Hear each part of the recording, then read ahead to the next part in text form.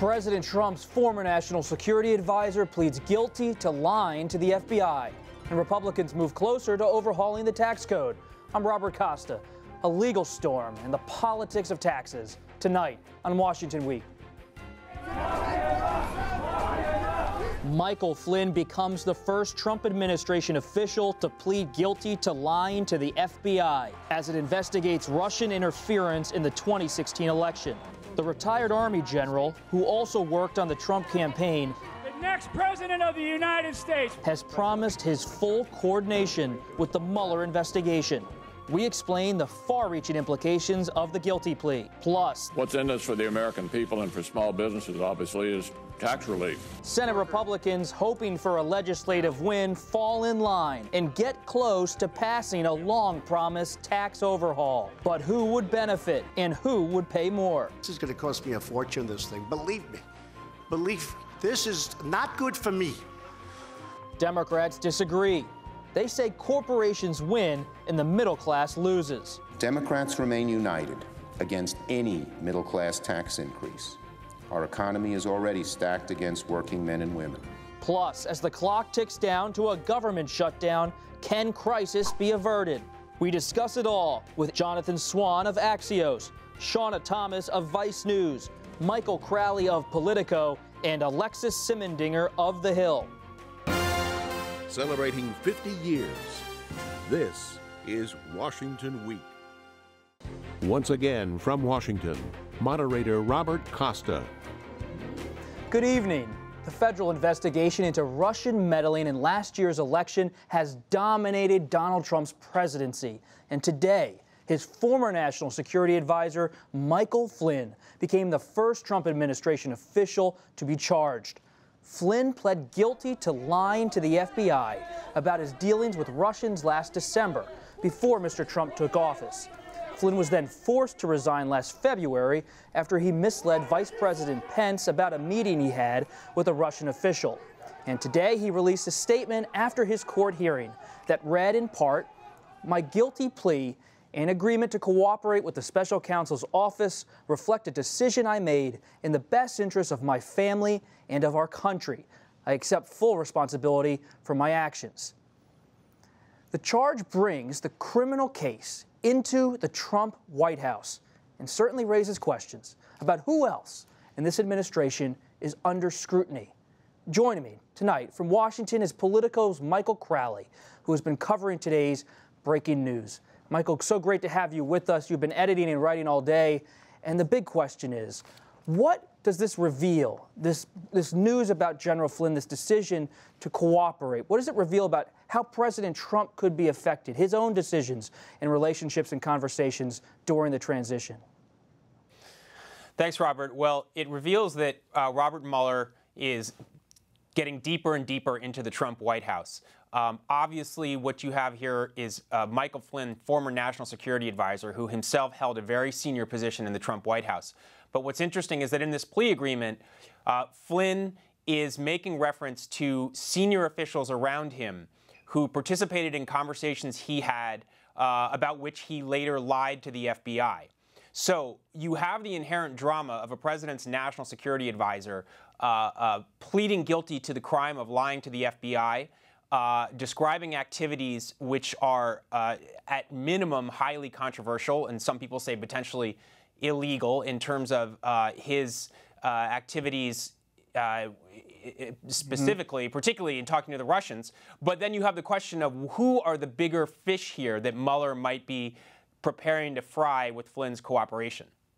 And with regard to those bigger fish he may be trying to interrogate and get questions from, this was a signal, perhaps, to future witnesses to not lie, that this special counsel takes that seriously, and if you lie, you're in trouble. Absolutely. This is the second time we've seen court documents that are part of the Mueller investigation which show that someone has pleaded to lying and is now cooperating with the investigation. And a lot of legal analysts think that part of Mueller's strategy here is to demonstrate, number one, if you lie to me, I'm going to nail you for it. And number two, I have people cooperating who know a lot of things. They may know what you, hypothetical witness or Trump associate out there, did, and now is the time to come forward and come clean. Do it now before your situation gets worse. At the heart of what we saw today in these documents, Michael, you read them and I read them, is this act we don't really talk a lot about, a law called the Logan Act. And it prohibits private citizens from meddling in foreign policy. So what did these documents, in your view, reveal about that? Was the law potentially broken with regard to the Logan Act? Was there collusion between Russia and the Trump campaign?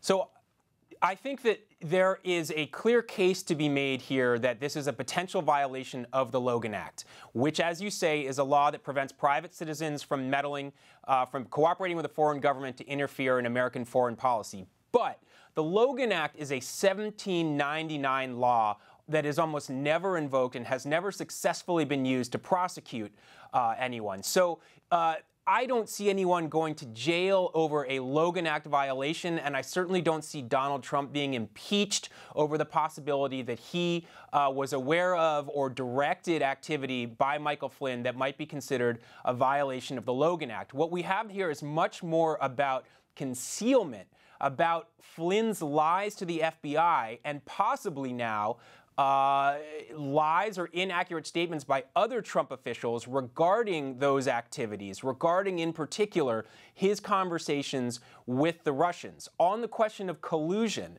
I think, Robert, that you could say in a narrow sense there was collusion here when Michael Flynn communicated with the Russian ambassador in late December at a time when the Obama administration was imposing new sanctions on Russia to punish the Kremlin for its clear interference in the 2016 election. And Flynn was signaling to the Russians, please don't retaliate dramatically. We're going to be coming into office next month. We want better relations with you. Don't escalate this because we're not going to follow through on that same path. That, you could say, is a kind of form of policy collusion, maybe a violation of the Logan Act. What I don't see, Robert, is anything like the kind of collusion we've been talking about more generally this last year or so, the idea that there was a quid pro quo, that the Russians assisted Trump in return for some kind of policy favor. It is still possible that that's the case. It's absolutely possible. The court documents today do not advance that narrative. Thank you so much, Michael. Really appreciate your time tonight. Always great to have you on Washington Week. Thanks for having me. Thank you. Back here at the table, it's fascinating to think about how the White House was reacting to this today. A major moment in the presidency to have someone from inside the administration now cooperating with the special counsel. Jonathan, you were on the White House grounds today. What was that scene like? What is Ty Cobb, the president's attorney on this matter, telling the president's advisors and the president himself? Well, Ty Cobb himself has had this strategy of, open kimono, tell everyone everything, everything's going to be fine. It's been very positive talk internally, and his strategy has been reveal everything, we've got nothing to hide, and there will be a swift conclusion. I would say that in the last couple of weeks there has been growing skepticism internally that this is actually going to be the case, that this thing's going to be wrapped up by the end of the year.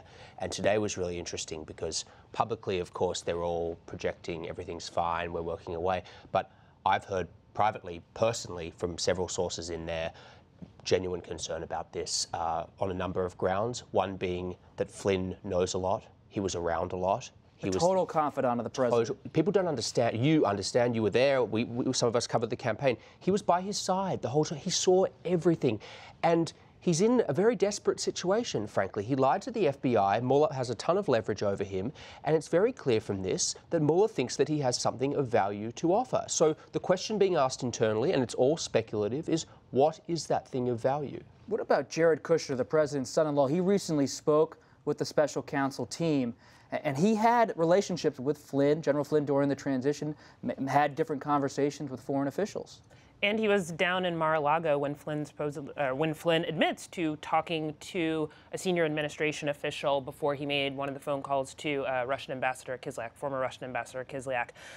So that it is obvious that there is something around here that's wrapped up in that when it comes to Jared Kushner. I think the other thing is that one of the things Michael Crowley said was that we still don't know if there's this like very formal idea of collusion with the Russians, with Vladimir Putin. But what this starts to point out, and Kushner is a part of this, is was there obstruction of justice somewhere within the White House? Like how, because of how all of this played out with Michael Flynn, because of the president going to Comey after Flynn was fired, all of that stuff. What does that mean? And did more people lie about things related to that? Which, as we know, Mueller can take this wherever he wants to. A new phase for Robert Mueller? It's a real shot across the bow. In this case, too, what's interesting about Michael Flynn is that the documents indicate that there were two tracks that the special counsel was going on. One had to do with lying to the FBI, and the other has to do with his business dealings. And the documents suggest why Michael Flynn and his attorneys felt that they were under such pressure, because the special counsel was suggesting, we want this is the lightest deal that you're going to get. This is the best deal you can get on the line to the FBI, because we can go down this road if you don't cooperate. And Michael Flynn suggested that for the good of his family, he felt that that was the best way to go. He could have gone to prison, potentially under the law technically, for 5 years or more. It looks like in this particular case, if he cooperates, he could do 0 to 6 months. So you can see why Michael Flynn, at the very beginning, why the White House is concerned now that he, knowing so much about the campaign, knowing so much about the president, knowing so much about the president's family, the relationships that they had in terms of talks about the campaign, why they're so worried about it now. And that point you made is so spot on, because to me the most telling part of the statement for Flynn was whatever it was, for the good of my family. This is a prosecution team, if you look at their history, if you look at what they did on the Enron task force, that has a history of going after family members. They apply extreme pressure in order to get people to flip.